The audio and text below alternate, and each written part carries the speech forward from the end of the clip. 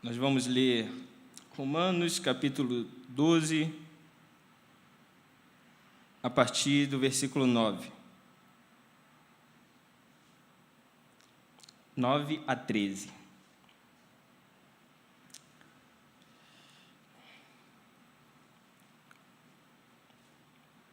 Bom, na minha versão diz assim: amem as pessoas sem fingimento, odeiem tudo o que é mal, apeguem-se firmemente ao que é bom, amem-se com amor fraternal e tenham prazer em honrar uns aos outros. Jamais sejam preguiçosos, mas trabalhem com dedicação e sirvam ao Senhor com entusiasmo.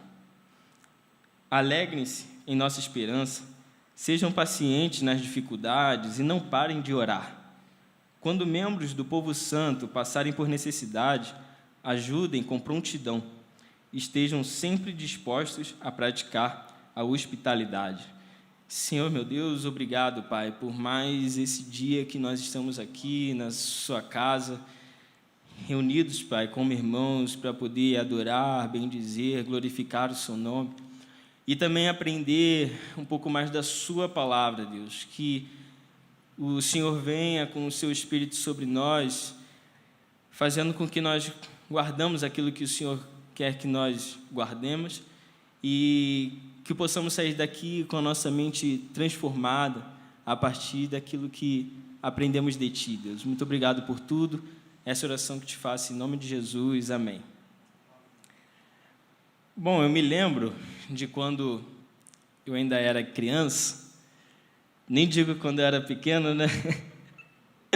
Porque eu tenho o mesmo tamanho desde os 10 anos de idade.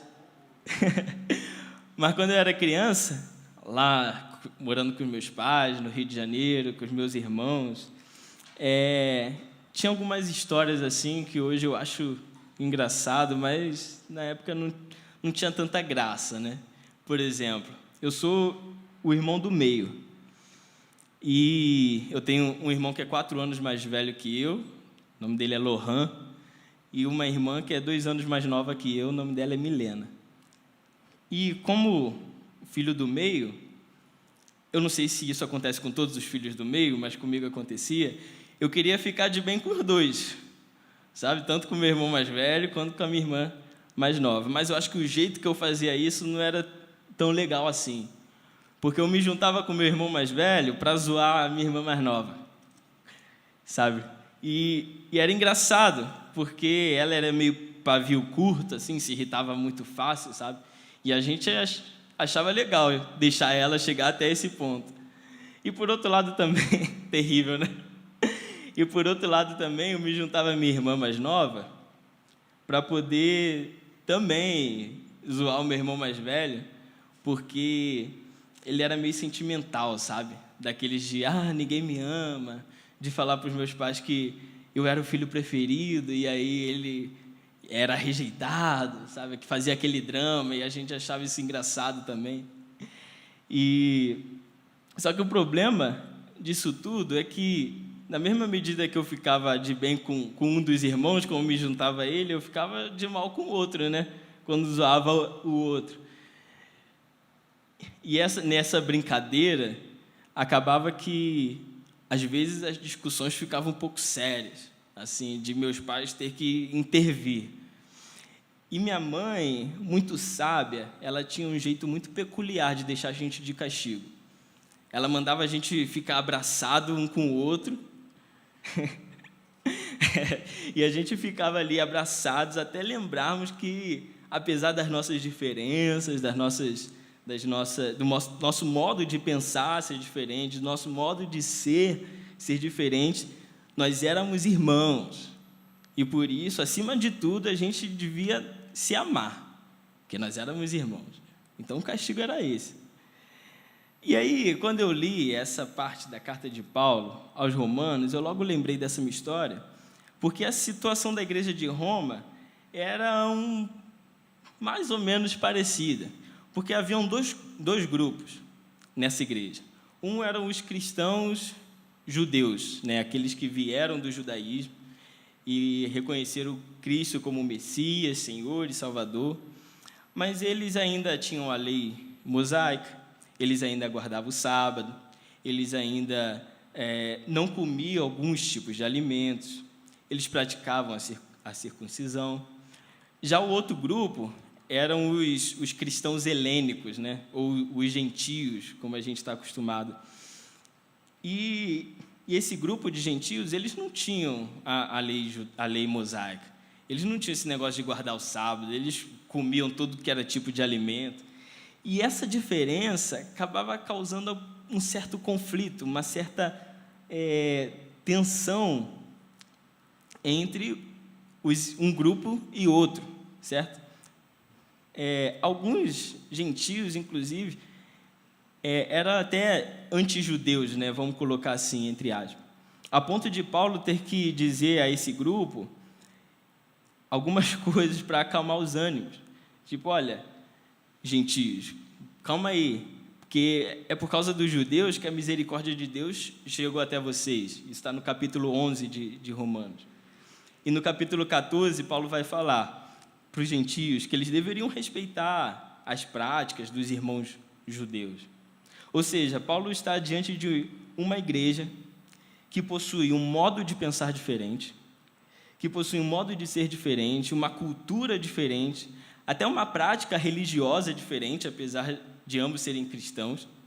Isto é, uma igreja que, por causa de suas divergências, tem que lidar com uma certa tensão entre os membros. E diante dessa situação, Paulo ele vai ter que agir igual a minha mãe. Não de colocar os membros da igreja abraçados para eles lembrarem que eles são irmãos e devem se amar, não. Paulo vai usar um outro recurso, um recurso literário, chamado parênese. A parênese, esse recurso literário, ela consiste em uma série de exortações morais que têm pouca ligação entre si. Por exemplo, se a gente for ler aqui o versículo 9, a gente vai ver que Paulo está falando sobre o amor.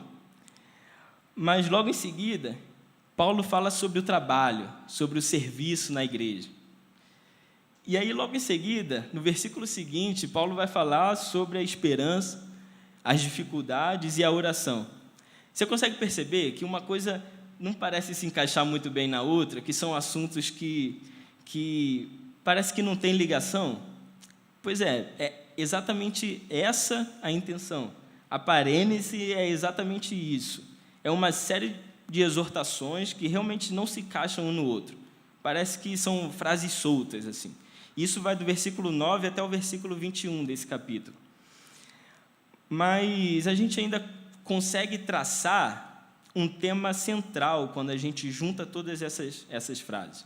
Quando a gente pega essas frases soltas e tenta colocar numa caixinha, talvez a gente consiga colocar o nome dessa caixinha, escrever nessa caixinha, vivam em harmonia uns com os outros. Parece muito que Paulo, ao fazer essas exortações, que parece não fazer muito sentido, não fazer muita ligação, o que ele está querendo dizer é isso: vivam em harmonia uns com os outros. E o primeiro assunto que Paulo vai abordar diz respeito àquilo que é mais importante para os cristãos, que é justamente o amor. No versículo 9 está escrito: amem as pessoas sem fingimento. Em outras traduções, a gente pode encontrar: o amor seja sem hipocrisia. Agora eu te pergunto, você acha que quando eu estava lá de castigo, abraçado com meu irmão, para a gente se lembrar que a gente se ama, o que eu sentia ali era um amor genuíno ou era um amor fingido? Olha, é claro que eu não estava contente de estar ali naquela situação, né? Eu estava de castigo. Mas você pode ter certeza de uma coisa: existem poucas coisas no mundo que são tão verdadeiros quanto o amor de irmãos. E só quem tem irmãos sabe do que é que eu estou falando. Pode até ser verdade que os irmãos, eles irritam um ao outro, ou de vez em quando discutem por bobeira, arrumam, mas nada se compara a você sentar à mesa com seus irmãos e compartilhar ali um momento de risada.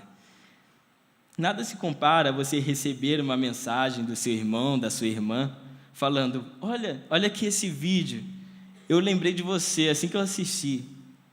Nada se compara ao amor de irmãos. Pequenas atitudes de amor entre irmãos, ele aquece o coração de tal forma que é impossível comparar esse amor com qualquer outro tipo de amor. É por isso que no versículo 10, Paulo vai dizer: amem-se com amor fraternal. Amem-se com amor de irmãos. Amem-se da mesma forma que os irmãos se amam. Nós, como igreja, nós temos a nossa peculiaridade, a nossa individualidade. Nós somos diferentes. É claro que nós somos diferentes. Alguns, por exemplo, são mais adeptos a uma política mais à esquerda, outros a uma política mais à direita, outros são politicamente céticos, não acham que nenhum lado nem o outro vai resolver nenhum problema do nosso país. Alguns gostam de música num estilo bem brasileiro, um samba, um MPB, outros preferem uma música clássica, uma música mais erudita. Alguns irmãos gostam mesmo do corinho de fogo, do reteté, outros preferem o cantor cristão, a harpa. Na verdade, nós somos diferentes. E essa diferença pode colocar a gente, em algum momento, em atrito. Essa diferença pode causar alguma tensão entre nós. Porém, nós temos que ter em mente que, acima de qualquer tipo de divergência, nós devemos buscar o amor.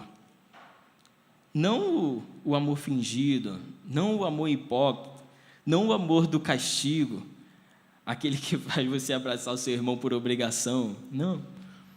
É o amor de sentar à mesa e rir. É o amor que faz a gente compartilhar momentos de alegria ou momentos de tristeza. Como diz aqui o versículo 15 desse capítulo: alegrem-se com os que se alegram e chorem com os que choram. Um dia eu convidei um irmão aqui da igreja para ir lá em casa tomar um café. E aí ele aceitou o convite, ele foi, e chegou lá em casa. E aí eu estava servindo café e ele falou assim: não, Thierry, não, obrigado, mas eu não tomo café.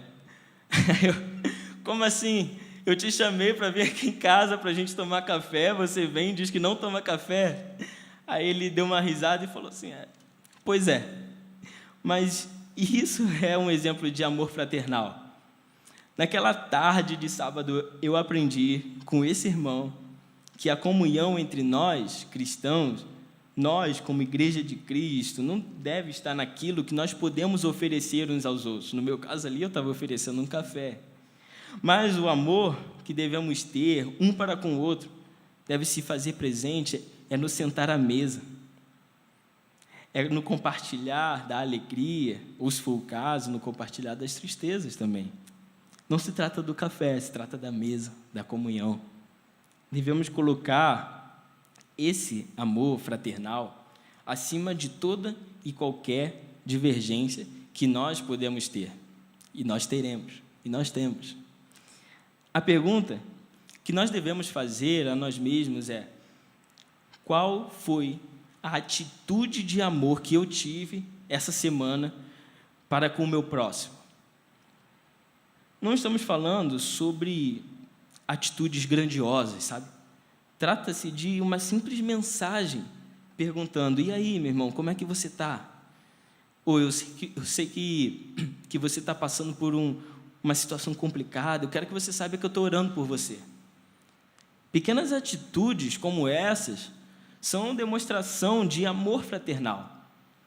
Se você sabe que o seu próximo acabou de passar, sei lá, por uma cirurgia ou por algum tipo de enfermidade, e essa pessoa está em casa, se recuperando, por que não ir visitá-lo?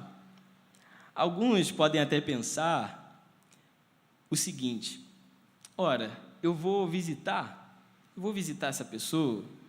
Não vou. Esse aí é o papel do diácono. O diácono é que tem que ir lá visitar a pessoa. Quando eu ver a pessoa lá na igreja, eu vou lá e falo com ela, eu vejo se está bem. Não, meu irmão, o visitar não é o papel do diácono, apesar de essa ser uma das funções da diaconia. mas visitar é o papel de todo e qualquer cristão que diz amar ao próximo. Quando a gente coloca na nossa cabeça que visitar é o papel do diácono, ou então que ligar para saber se a pessoa está bem é o papel do pastor ou de alguma outra liderança da igreja, quando a gente começa a distribuir as funções para lidar com um problema que, na verdade, é meu e seu, o que estamos fazendo é dar lugar para que Satanás faça da nossa vida um verdadeiro inferno. Satanás é um verdadeiro perito em usar a palavra de Deus para nos colocar contra Deus. Ele fez isso com Jesus no deserto.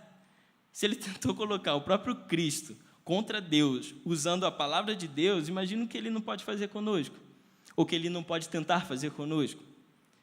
Ele pode muito bem pegar a mensagem de Paulo, que diz que cada um tem a sua função no corpo de Cristo, para tentar nos convencer que a função do diácono é visitar, e por isso a gente não tem que fazer, a gente não tem que se meter nesse assunto. É cada um no seu quadrado. Mas veja só o que Jesus fala sobre isso lá em Mateus. Eu convido o irmão a abrir sua Bíblia no Evangelho de Mateus, capítulo 25. Nós vamos ler do versículo 34 ao 40. Mateus 25, 34 a 40. Que diz: Então o rei dirá aos que estiverem à sua direita: Venham vocês que são abençoados por meu Pai, recebam como herança o reino que ele lhes preparou desde a criação do mundo. Pois tive fome e vocês me deram de comer, tive sede e me deram de beber, era estrangeiro e me convidaram para a sua casa, estava nu e me vestiram, estava doente e cuidaram de mim, estava na prisão e me visitaram. Então os justos responderão: Senhor, quando foi que o vimos faminto e lhe demos de comer? Ou sedento e lhe demos de beber? Ou como estrangeiro e o convidamos para a nossa casa? Ou nu e o vestimos?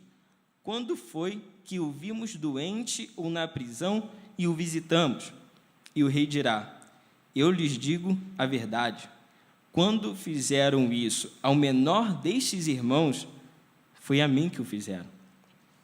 Aqui, o rei não está falando para os diáconos ou para qualquer outro grupo que exerce uma função ou um cargo na igreja. O rei está falando para os justos, para aqueles que foram salvos, para nós que reconhecemos Cristo como Senhor e Salvador de nossas vidas. Essa é a expectativa que Jesus coloca sobre nós, que demonstremos o nosso amor para com o próximo através das nossas atitudes de ajuda ao necessitado e na prática da hospitalidade. No versículo 13, agora voltando lá em Romanos 12, no versículo 13 de Romanos 12, Paulo vai dizer: Quando membros do povo santo passarem por necessidade, ajudem com prontidão, estejam sempre dispostos a praticar a hospitalidade. Esse é o maior dos mandamentos. Amarás teu Deus, o Senhor teu Deus, de todo o seu coração, de toda a sua alma, de todo o seu entendimento. E o segundo é semelhante a esse: amarás teu próximo como a ti mesmo. Desses dois mandamentos dependem toda a lei e os profetas. Mateus 22, 37 a 40. O amor fraternal não é um sentimento que nos impulsiona a agir. Preste atenção. O amor fraternal não é um sentimento que nos impulsiona a agir. Não. Olhe para a pessoa, olhe nos olhos da pessoa aí que está do seu lado, que está atrás de você. Olhe bem nos olhos dessa pessoa que está sentada aí no sofá da sua casa, do seu lado. Olhe bem nos olhos dessa pessoa e agora preste atenção no que eu vou falar. O amor fraternal é o entendimento de que essa pessoa que você acabou de olhar nos olhos, essa pessoa é amada por Deus. E o amor de Deus para com essa pessoa fez com que Cristo morresse na cruz para que, de alguma forma, ela pudesse ter vida e vida em abundância. Esse mesmo amor que envolve essa pessoa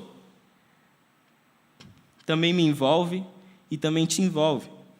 E todos nós estamos debaixo desse mesmo amor. E é por isso que eu posso estender a minha mão, e é por estarmos debaixo desse mesmo amor que eu posso oferecer um lugar à minha mesa, e é por nós estarmos debaixo desse mesmo amor é que nós podemos praticar esse amor fraternal de que Paulo fala. Não espere seu coração nutrir um certo tipo de sentimento para um certo tipo de pessoa, para você tomar um certo tipo de atitude.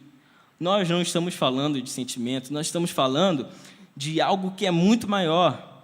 Nós estamos falando do amor, e talvez o amor esteja em uma dimensão transcendental. Talvez nós somos incapazes de compreender o amor em toda a sua plenitude, mas uma coisa é suficiente: nós sabemos de onde vem o amor.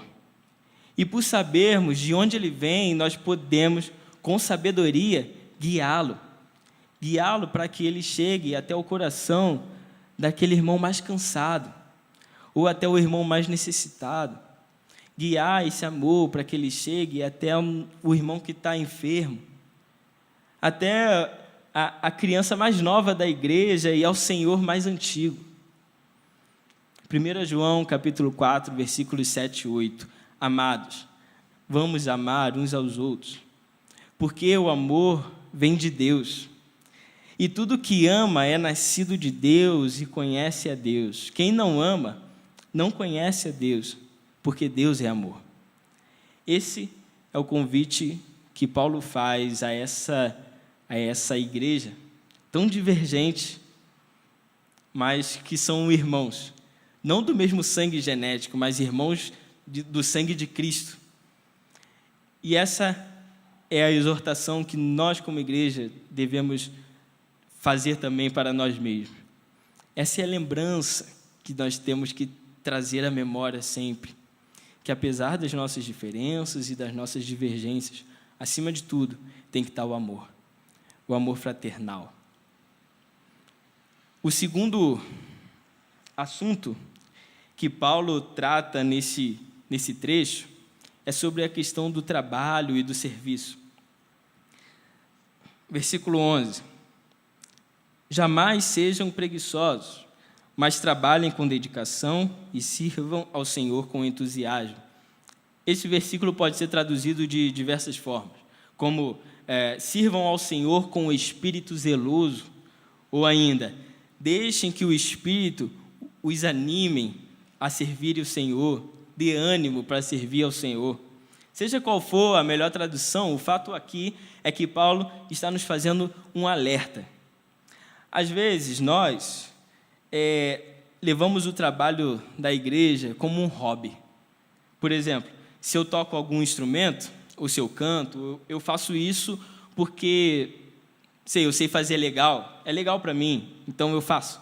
Ou então, se eu sou um professor da EBD, é porque eu gosto de ensinar, isso distrai um pouco a minha cabeça, eleva um pouco a minha autoestima, é bom para mim que eu exerça essa função.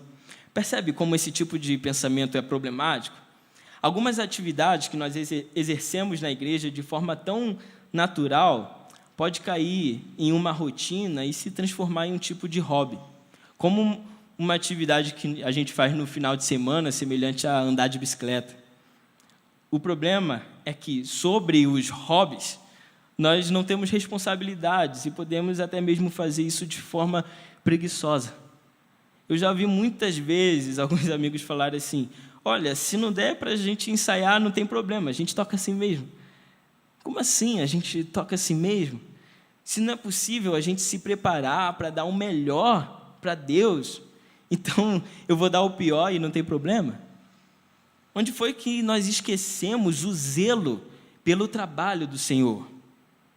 E se nunca formos zelosos, será que um dia, pelo menos, já fomos tementes a Deus? Onde está o temor do Senhor?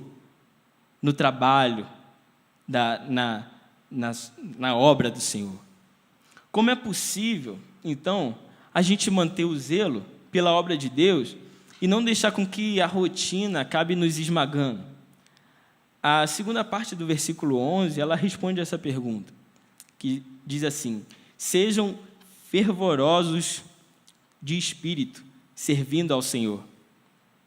Douglas Moo vai dizer, em seu comentário aos Romanos, que essa última parte do versículo 11 seria mais bem traduzido se fosse assim, abre aspas, permitam que cada um seja inflamado pelo fogo do Espírito Santo. Fecha aspas. Isso faz toda a diferença. Por vezes, nós esquecemos de que a obra do Senhor só terá relevância e prosseguimento se o Espírito do Senhor nos conduzir pelo caminho. Se você tem dúvida aí disso, é só ver o que acontece no livro de Atos. O livro de Atos está repleto de exemplos de como o Espírito conduz a sua igreja. Se nós subirmos aqui para cantar, ou tocar, ou fazer qualquer outra coisa, e o Espírito Santo não inflamar o nosso coração, em vão iremos fazer o que faremos. Se entrarmos numa sala de aula para ensinar um grupo da igreja um pouco mais sobre a palavra de Deus, e o Espírito Santo não inflamar o nosso coração, em vão ensinaremos. Se o Espírito Santo não inflamar o coração da igreja para qualquer obra que a igreja se propor a fazer, em vão a igreja marchará. Sem a presença do Espírito Santo de Deus sobre nós não somos capazes de nos mover. Por isso, meus irmãos, nós precisamos dobrar os nossos joelhos e pedir para que Deus derrame sobre nós esse fogo do Espírito que inflama o nosso coração de tal forma que possa nos avivar, para que prossigamos com o trabalho de Deus, que Deus levantou para fazer. Romanos capítulo 12, versículo 11, jamais sejam preguiçosos, mas trabalhem com dedicação e sirvam ao Senhor com entusiasmo. Meus irmãos, nós temos muitas coisas aqui que nós podemos tirar de lição desse texto. Nós lemos até o versículo 13, mas nós falamos só até o versículo 11. E eu acho que pelo tempo, eu acredito que isso seja suficiente, o que foi falado aqui. Mas é claro que nós sairemos daqui, pelo menos, com 2 assuntos para a nossa oração diária. O primeiro é para que Deus nos ajude a amar as pessoas de forma sincera e sem fingimento. O segundo é para que Deus derrame sobre nós o seu Espírito. É claro que nós já temos, nós que fomos batizados, nós já temos o Espírito Santo de Deus sobre nós, mas nós precisamos ter o nosso coração inflamado, avivado pelo Espírito, para nós sermos zelosos e dedicados à obra de Deus. Eu disse no início que essas exortações parece que são frases soltas, né? Parece que uma não tem muita ligação com a outra. E realmente, primeiro a gente falou do amor para com o outro, e depois a gente falou do trabalho da igreja, do trabalho na igreja. Mas esses 2 assuntos, eles sempre vão andar juntos na vida eclesiástica. Sempre nós teremos que lidar com o nosso relacionamento com o próximo e também com o nosso relacionamento com Deus. A vida eclesiástica, ela vai nos exigir isso, que a gente sempre vai ter que lidar com o humano que está do nosso lado e com o divino. Então, o amor ao próximo, esse convite a colocar esse amor fraternal acima das nossas diferenças, divergências e tudo mais, deve ser algo que deve ser constante na nossa vida como igreja, como corpo de Cristo. Até porque não é possível a gente viver uma vida com Cristo ignorando as pessoas que estão à nossa volta. Não é possível a gente se dedicar à obra do Senhor sem levar em consideração as pessoas que estão em nossa volta, ao amor que nós temos que ter as pessoas à nossa volta. Né? É aquela história, aquele versículo, quer dizer. Como é que a gente pode dizer que a gente ama a Deus que a gente não vê e não amar o próximo que a gente vê? Então, o nosso trabalho na igreja, seja qual for, o nosso serviço à obra do Senhor, seja como for, ela sempre vai andar ao lado do nosso amor ao próximo, do nosso cuidado com o próximo, da nossa comunhão. E a nossa comunhão sempre vai andar ao lado com o serviço a Cristo, com o serviço, com o nosso trabalho para engrandecer e glorificar o nome de Deus. Essas coisas sempre vão andar juntas. Parece que são assuntos, lendo à primeira vista, que não tem muita coisa a ver, mas diz respeito à nossa vida eclesiástica. Diz respeito ao nosso dia a dia, não apenas ao nosso domingo, à nossa quarta-feira, mas diz respeito ao nosso relacionamento com o outro e nosso relacionamento com Deus. E isso é algo que a gente deve estar sempre presente em nossas orações. Hoje mesmo nós estamos aqui, nós louvamos, engrandecemos o nome de Deus, nós entregamos o nosso culto a Deus, a nossa adoração, bendizemos, glorificamos o nome de Deus. E nesse mesmo culto nós estaremos de joelho orando pelos nossos irmãos que estão enfermos, orando por famílias que podem estar enlutadas, orando pelo nosso próximo, colocando a vida do nosso próximo nas mãos de Deus. Percebe como uma coisa está sempre andando junto com a outra? E essa é a mensagem, a reflexão que eu gostaria de deixar para a gente aqui como igreja. Como anda o nosso amor com o nosso irmão, a nossa comunhão com o nosso irmão, apesar de nossas diferenças, como anda o nosso cuidado com o nosso irmão, e como anda também a nossa relação com Deus.